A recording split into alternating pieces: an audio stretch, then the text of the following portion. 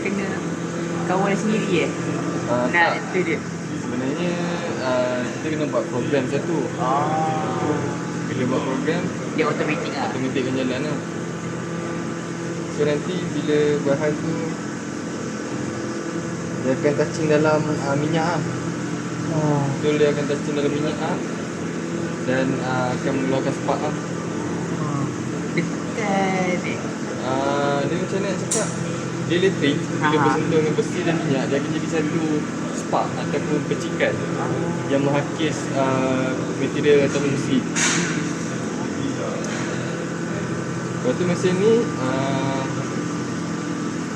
dia boleh macam nak cakap menghakis ataupun menggunakan bahan-bahan yang keras seperti